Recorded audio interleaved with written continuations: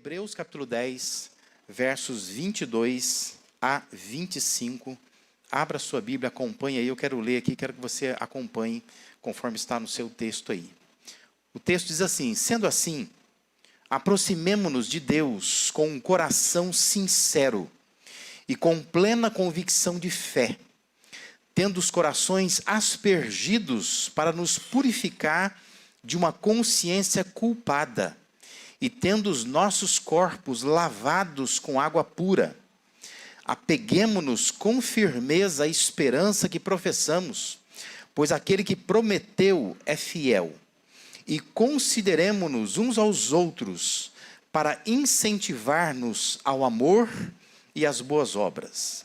Não deixemos de reunir-nos como igreja, segundo o costume de alguns, mas encorajemo-nos uns aos outros, ainda mais quando vocês veem que se aproxima o dia. Amém? Essa evidentemente você não conta isso, nem deve contar, mas essa é a 10ª mensagem sobre esse tema aí, e nós planejamos no início que nós iríamos pensar 10 subtemas, tentando pensar no nosso culto ao Senhor e tornar então a igreja melhor na nossa forma de cultuar ao Senhor. Então nós percorremos vários textos bíblicos aí, tentando lapidar o nosso conhecimento acerca de como nós devemos prestar esse culto a Deus, totalizando então aí uma série de 10 mensagens, né? Mas hoje eu queria pensar nesse tema, né? Onde o culto deve nos levar? Onde que ele nos leva? Sabe que na vida tem lugares que a gente vai para buscar coisas que nós precisamos. E na vida tem lugares que a gente vai para levar alguma coisa que alguém precisa. Por exemplo, se você vai ao cinema, você vai buscar entretenimento. Então você quer ir lá, porque você está buscando isso. Você precisa disso. Então você vai lá relaxar, ver um filme no cinema. Se você vai ao supermercado, você vai buscar alimento. Às vezes material de limpeza. É o que você está precisando para a sua casa. Então você vai lá no supermercado, você traz alguma coisa para a sua casa também, né? Às vezes você vai num shopping buscar uma roupa que você deseja. Você vai num restaurante comer uma comida que você está com vontade. Então esses lugares todos, você vai porque você tem sempre algo a buscar lá. E você quer levar para a sua casa, ainda que seja sua satisfação pessoal, né?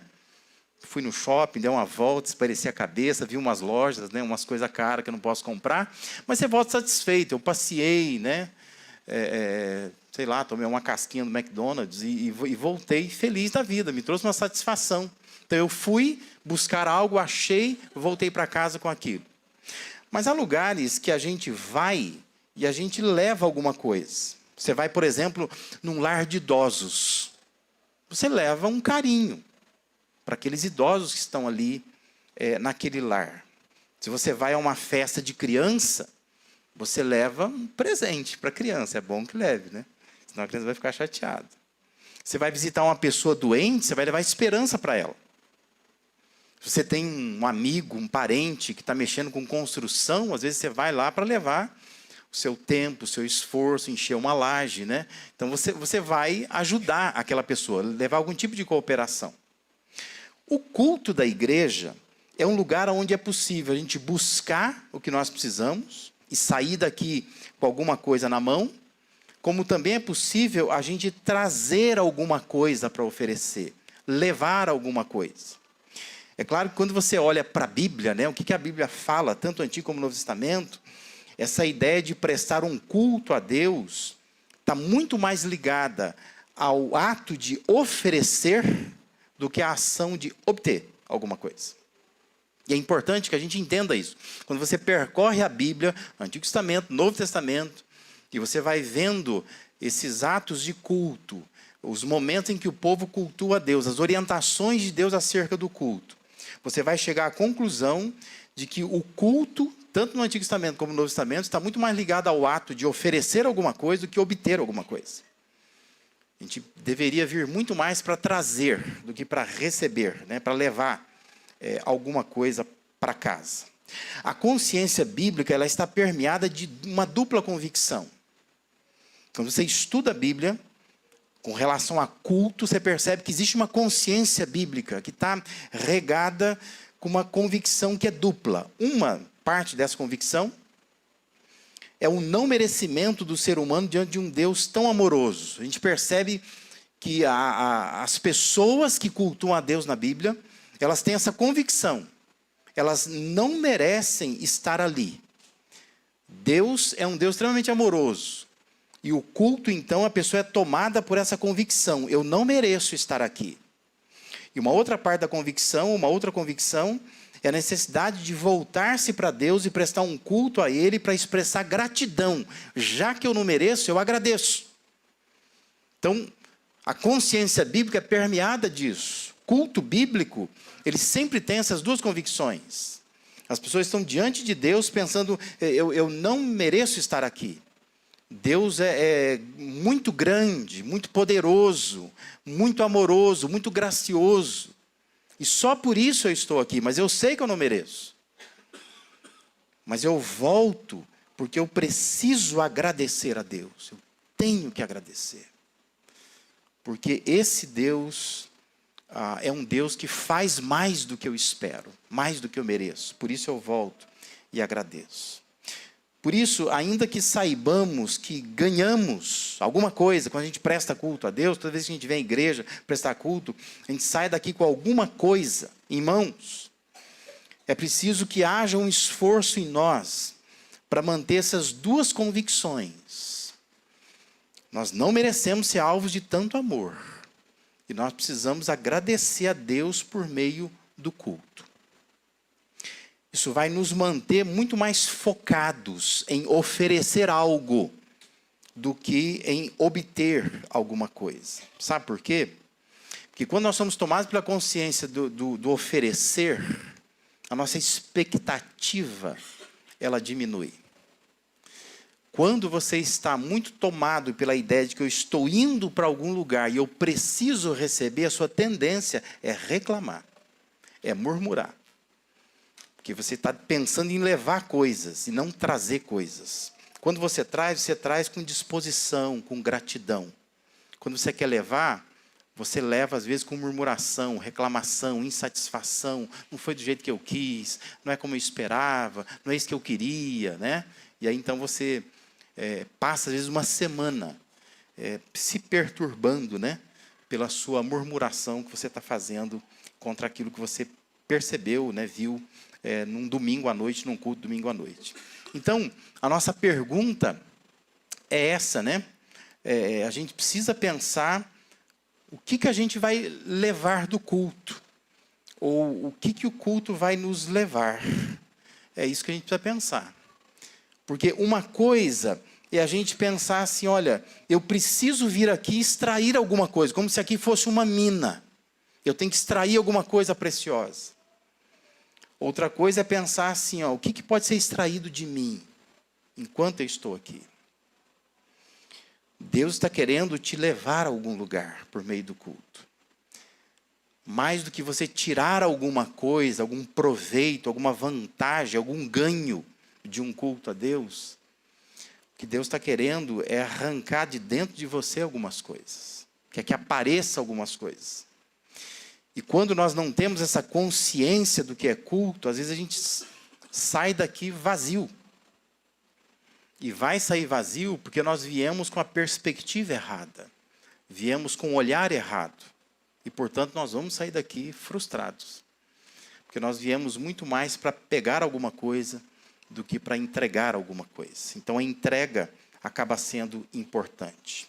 Aonde o culto, então, deve nos levar? Quais resultados são esperados? Imagina, assim, durante o ano, quantos cultos a gente tem. Quantos cultos você participa. Nos anos que você tem de vida cristã, por quantos cultos você já passou? Esses cultos te levam para onde? Que resultado está saindo de você por meio desses cultos, né? O que espera ver na vida daquelas que expressam culto a Deus, prestam culto a Deus? O que Deus está querendo que saia de dentro de nós a partir desses cultos? Então, eu quero compartilhar com você nessa noite que, baseado nesse texto de Hebreus, o culto deve nos levar a pelo menos a 3 lugares. Em primeiro lugar, Deus quer nos levar, por meio do culto, a prostrar. É isso que Deus quer. Aonde o culto nos leva? O culto nos leva a prostrar. É assim que a gente deveria terminar todo o culto. Prostrado diante de Deus. Observe o versículo 22. Diz assim: sendo assim, aproximemo-nos de Deus com um coração sincero, com plena convicção de fé, tendo os corações aspergidos para nos purificar de uma consciência culpada, e tendo os nossos corpos lavados com água pura. Espera-se que a frequência aos cultos transforme a nossa devoção pessoal. Ou seja, a gente passa a se aproximar de Deus com sinais evidentes de reverência, com capacidade de nos curvar, de prostrar diante dele. Veja que os termos utilizados aqui retratam alguém inclinado, alguém que se esvaziou. É o coração sincero, é cheio de fé, são corações puros, são corpos lavados, santos. Lembra que todo o contexto de Hebreus, o documento aí, fala muito, tem muita comparação e ligação com o Antigo Testamento. Se você voltar para o Antigo Testamento, você vai perceber que existem orientações a respeito de algumas práticas das pessoas que elas tinham que se lavar, se banhar, antes de chegar na presença de Deus. Contatos que elas tinham primeiro se lavar, depois você vai à presença de Deus. Isso era um sinal de reverência para aquela cultura lá, para aquele contexto lá. E aqui ele está tentando mostrar isso, né? Tentando fazer uma transição do Antigo para o Novo Testamento. Mas dizendo assim, você tem que se aproximar de Deus com o corpo lavado. É o respeito, a reverência por Deus. É prostração, é ser santo. E por que nós devemos nos apresentar assim diante de Deus? Por causa da compreensão que está expressa nos versículos anteriores. Olha lá, versículo 19 e 21 diz assim: portanto, irmãos, temos plena confiança para entrar no Santo dos Santos pelo sangue de Jesus, por um novo e vivo caminho que ele nos abriu por meio do véu, isto é, do seu corpo. Temos, pois, um grande sacerdote sobre a casa de Deus. Você sabe que o Santo dos Santos era o lugar sagrado. Quem entrava lá no Antigo Testamento é somente o sacerdote. Mas agora ele está dizendo assim, olha, nós temos uma confiança para entrar nesse Santo dos Santos. Todo mundo pode entrar lá. Entrar na presença de Deus. Por quê? Porque tem um novo, um vivo caminho que Jesus nos abriu pelo corpo dele. Quando ele ofereceu o corpo dele na cruz, ele abriu esse caminho para nós. Então a gente pode chegar até ele. Você percebe? Aí ele diz assim, aproximemo-nos então de Deus com um coração sincero. Ou seja, você consegue entender que não foi você que abriu o caminho? Que não é nada que você tenha feito, é tudo que Jesus fez. E agora então você pode entrar onde nunca ninguém podia entrar, que é o Santo dos Santos. Ele está dizendo assim, então quando você entrar lá, você precisa se curvar, você precisa se prostrar, você precisa ter um coração quebrantado. O culto deve nos levar a isto, a uma mudança de posição. Esta posição, não esta posição. E eu acho curiosíssimo, quando você percorre a internet, você começa a ver cultos de algumas igrejas, há uma tendência das pessoas em ficarem assim diante de Deus, né? E Deus está dizendo, não é assim que é a posição que eu quero, a posição é assim, abaixa a cabeça, né? Porque nós estamos num tempo que as pessoas estão levantando a cabeça para Deus. Deus está dizendo, não, na minha presença você abaixa a cabeça. É prostrar, é o coração sincero, é a convicção de fé, é o coração aspergido, purificado do pecado. Essa posição de prostração, o culto deve nos levar a essa mudança de posição, deve nos levar a prostrar diante de Deus. Isso nos lembra uma história que Jesus contou, que está registrada em Lucas 18, versículo de 9 a 14.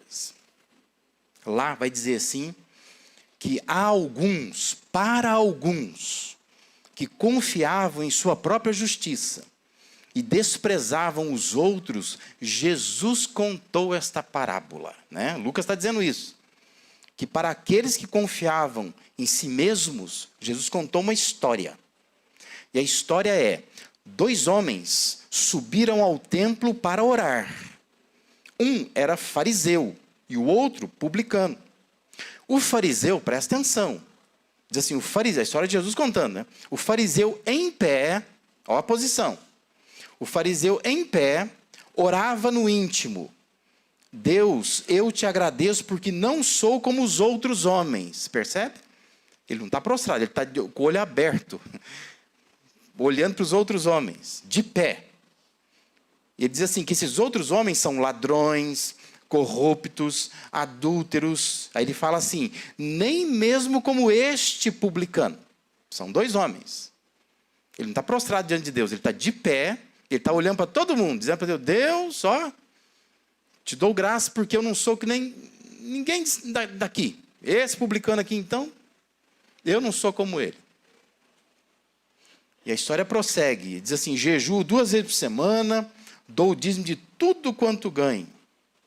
Aí a história de Jesus diz assim, mas o publicano ficou à distância. Ele nem ousava olhar para o céu. Percebe a posição? Ele não olha para cima, ele olha para baixo, prostrado. Ele não ousa olhar para o céu, mas batendo no peito dizia, Deus tem misericórdia de mim. Ele não está olhando para ninguém. Não está dizendo assim, ainda bem que eu não sou como esse fariseu. Não, ele está dizendo assim, Deus tem misericórdia de mim. Ele está com os olhos para o chão, olhando para si. Por que ele está pedindo isso? Ele está dizendo, porque eu sou um pecador. Aí Jesus fala assim, eu lhes digo que este homem, e não o outro, foi para casa justificado diante de Deus. Porque quem se exalta será humilhado. Quem se humilha será exaltado. Amém? Aonde o culto deve nos levar? A isto. A gente se prostrar diante de Deus. O culto deve nos levar a uma posição diferente. Não de arrogância, mas de humildade. Nos prostrando sempre, mudando a forma de pensar a vida. Não olhando para os outros, mas para nós mesmos. Às vezes você vai embora olhando para todo mundo, mesmo para você. Mas o culto deve nos levar a isso, a manter em mente que nós não merecemos o tanto que Deus já fez por nós. O culto tem que nos levar a sermos como o publicano, não como o fariseu. Não sai com a cabeça erguida, não, a gente sai para baixo mesmo. Existe uma teologia toda formada hoje em torno disso, né? Sai com a cabeça erguida. Deus está dizendo, não, sai com a cabeça para baixo. Não é para sair com a cabeça erguida, não. Que cabeça erguida é você confiar em você mesmo, é você ser arrogante. Cabeça para baixo, você diz assim, eu não sou nada, eu confio em Deus, eu não mereço estar aqui. O culto tem que te levar a prostrar. E se você não prostrar, vai chegar uma hora que Deus vai quebrar tuas pernas, até você se prostrar. Porque Deus quer que a gente saia do culto prostrado. Coração sincero, cheio de fé, nada de arrogância, mas se humilhando na presença dele. É aí que o culto deve nos levar. É para esse fim que nós cultuamos a Deus. Que a gente vem, contempla esse Deus maravilhoso, quando a gente vê quem Deus é, a gente abaixa a cabeça, prostrado diante dele. Em segundo lugar, o culto deve nos levar a persistir. Versículo 23 orienta, apeguemo-nos com firmeza à esperança que professamos, pois aquele que prometeu é fiel. Algumas versões traduziram, guardemos firme a confissão da esperança, sem vacilar. Porque quem prometeu, quem fez a promessa é fiel. Algumas traduções nos fazem pensar que nós não podemos perder aquilo que está em nós, né? Uma hora eu tive fé, uma hora eu tive esperança. Eu não posso perder isso, eu tenho que saber guardar isso. E a razão disso não é porque eu sou capaz, é porque eu confio num Deus que Ele prometeu e Ele é fiel. Ele vai cumprir as suas promessas. Perseverança, persistência é o que o culto deve provocar em nós. A gente tem que sair do culto pensando, eu vou persistir, né?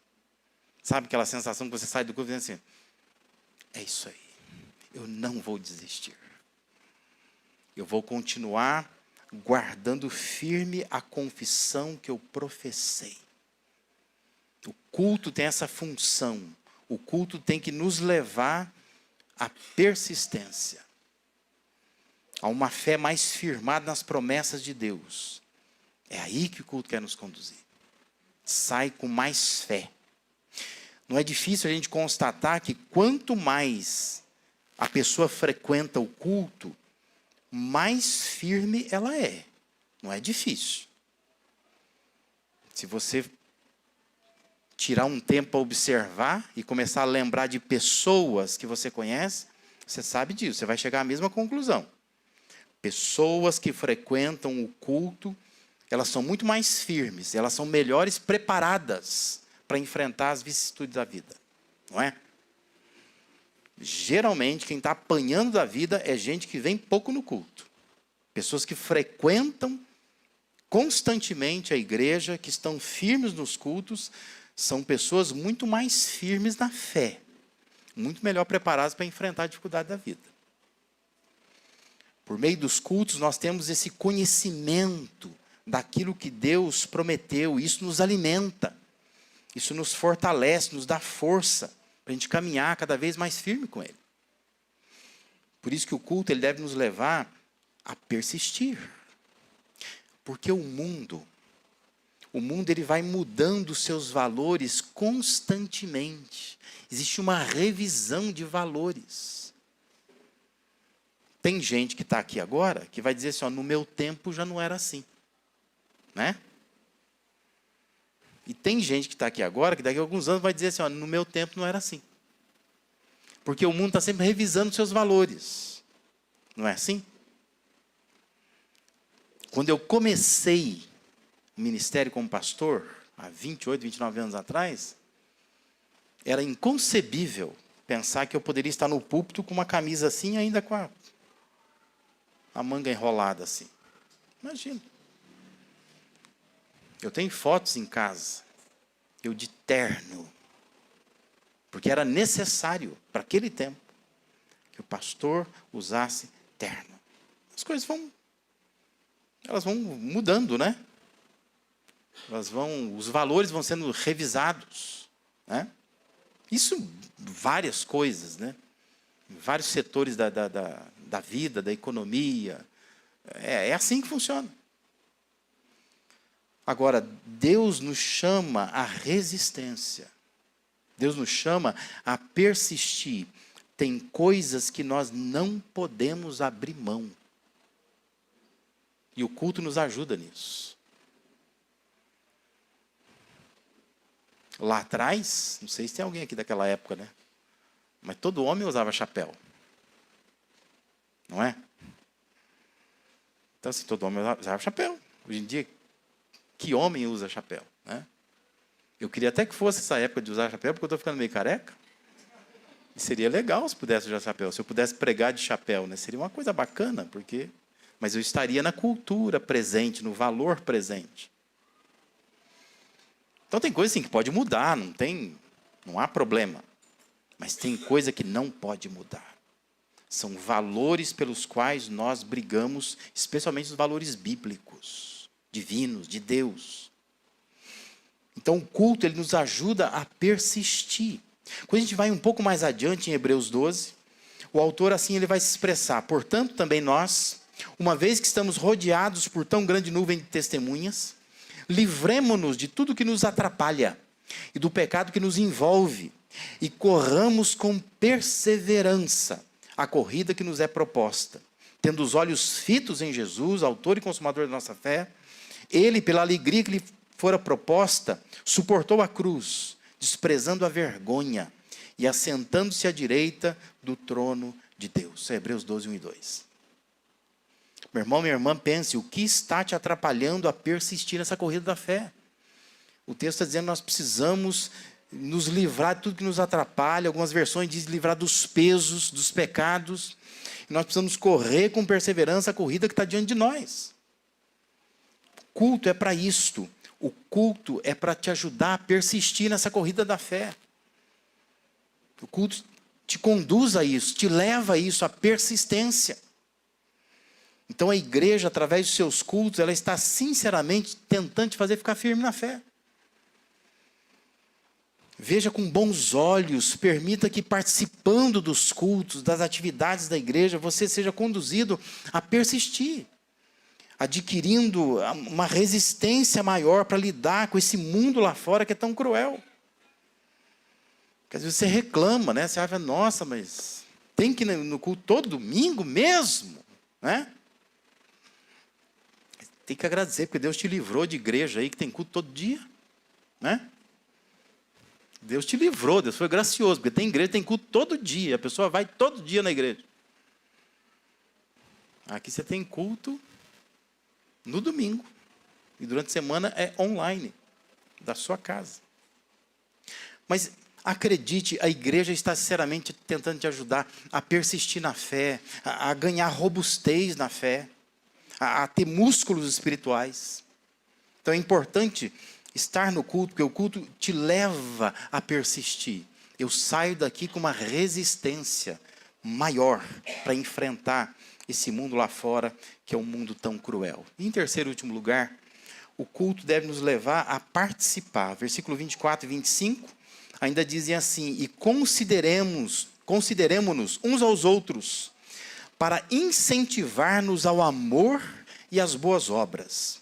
Não deixemos de reunir-nos como igreja, segundo o costume de alguns, mas encorajemo-nos uns aos outros, ainda mais quando vocês veem que se aproxima o dia. Esse o dia é o dia da volta de Cristo, é o dia do juízo, é o dia do final de todas as coisas. Considera uns aos outros, o texto está dizendo, vamos nos encorajar. Quanto mais você percebe, o mundo está acabando, as coisas estão se afunilando. É hora da gente participar. É mais fácil a gente criticar do que participar. Veja onde o autor aos Hebreus quer nos levar a refletir. Ele está dizendo, é preciso participar de um processo no seio da igreja que envolve incentivo, envolve encorajamento a amar e a praticar boas obras. Entende? Somos chamados para isso. O culto deve nos levar a isto, né? Se você faz parte de qualquer movimento, que eu acho assim, pernicioso, né? Que a pessoa sai do culto e fala assim, ai, você viu hoje? Ai, nossa, aquele irmão, o cabelo, ah, não, a roupa, ah, não gostei. Saia disso em nome de Jesus. Mas faça parte de um movimento que a pessoa sai do culto e fala assim, você viu o que o pastor falou? Vai ter um negócio bacana que vai acontecer? Vamos participar? Você vem? Vou te ligar, passa na sua casa, vem com você, entendeu? O culto nos leva a isso, a participar. É um processo que Deus quer fazer no seio da igreja que envolve incentivo, encorajamento. Eu quero estimular as pessoas e não desanimar as pessoas. E nós participamos disso. O culto deve nos conduzir a esse desejo de sempre reunir, por entender o valor da congregação, o poder do ajuntamento. É bom estarmos juntos. Então, nós queremos participar. E o culto nos leva a isso, né? Aquela sensação, mas só domingo que vem vai ter de novo? Ah, que pena, né? Sai tão instigado, tão estimulado, mas só domingo que vem vai ter? Só domingo que vem. Mas a gente vai poder encontrar durante a semana online, a gente vai poder participar de uma escola bíblica. Aliás, sexta-feira vai ter um encontro, não é? Para a gente saber da vida profissional, vai ter comida para comer, olha que coisa gostosa, né? Então, assim, a gente pode vir na sexta-feira, tirar um tempo, a gente pode se encontrar, então a gente sai daqui estimulando um ao outro, você vem, vamos participar. O culto deve nos levar a participar. É nesse ato do culto que nós demonstramos consideração uns pelos outros, e nós incentivamos ações de amor, obras de bondade e de cuidado. Nesses momentos que nós estamos aqui. O culto deve nos levar, então, a participar desse processo de inflamação saudável. De estímulo, de incentivo, de encorajamento, de contaminação positiva. Por isso, meu irmão, minha irmã, fuja de qualquer tipo de contaminação negativa. Mas tenta estar sempre envolvido com uma inflamação positiva. Aquela ligação durante a semana, aquela mensagem. Você vai ao culto, você vem. Vão participar, tem um encontro, você vai. Estímulo, encorajamento. Isso é consideração uns pelos outros. A gente estimula o amor. A gente encoraja. A gente sabe que nós não podemos deixar de nos congregar. Isso nos fortalece. Então nós estamos deixando que o culto nos leve a participar cada vez mais. Queremos participar. Onde você está permitindo que o culto te conduza? Onde? Onde é que o culto está te levando? Há aí um coração que está sendo quebrantado. O culto está te levando a isso? A se inclinar diante de Deus, dizer: Deus, eu não mereci estar aqui. Mas eu estou quebrantado na tua presença. O culto está te levando a persistir. Tem músculos espirituais aí sendo fortalecidos. Saindo do culto, ganhando força, persistindo cada vez mais, mantendo a confissão da fé. Está permitindo que o culto te conduza a participar. Há uma disposição de engajamento no seu coração, de estímulo, de encorajamento, de envolver pessoas, de arrebanhar pessoas para o bem e não para o mal. Lembre-se, não se trata do que podemos extrair do culto, mas se trata do que o culto pode extrair de nós. O que sai de nós quando nós estamos aqui no culto. Há uma atitude melhor, há práticas melhores, há pensamentos melhores. O culto visa te levar.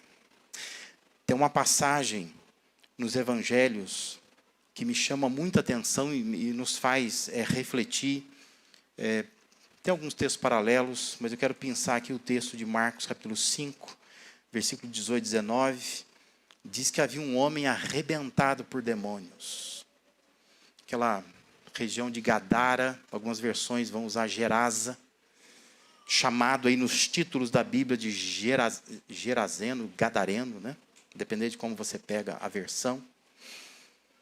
Mas diz que esse homem, ele comia crânios no cemitério, vivia dentro do cemitério, tomado por uma legião de demônios. E Jesus consegue, então, ir lá e libertar esse homem. E o que está aí na tela é uma parte final da história desse homem. Diz que quando Jesus estava entrando no barco, saindo ali daquela região, esse homem que estivera endemoniado, suplicava-lhe que o deixasse ir com ele. Jesus não permitiu, mas disse, olha que interessante.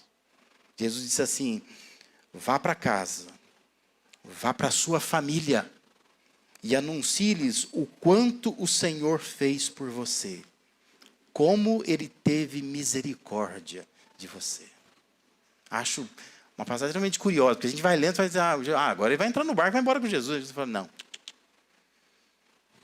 eu não quero você comigo, eu quero que você vá. E você vá dizer para as pessoas o quanto o Senhor fez por você. Como Ele teve misericórdia de você. Eu acho que todos nós deveríamos sair da igreja assim todo domingo. Vá para casa. Vá dizer para as pessoas que você não merecia estar aqui. Mas que você foi alvo da graça de Deus. É com essa atitude que a gente deveria ir para a nossa semana. Anunciar onde eu estiver o quanto o Senhor fez por mim. Como que Ele tem tido misericórdia de mim. Essa atitude ela pode mudar muito a nossa vida, porque nós vamos entender aonde o culto deve nos levar. Você pode sair daqui reclamando, pode sair daqui vazio, pode sair daqui pensando um monte de bobagem, mas você pode sair deste lugar para anunciar quanto o Senhor fez por você e como que Ele tem misericórdia de você. Só sai assim do culto quem entende que não merecia estar aqui e quem está grato por aquilo que Deus tem feito na sua vida. Amém?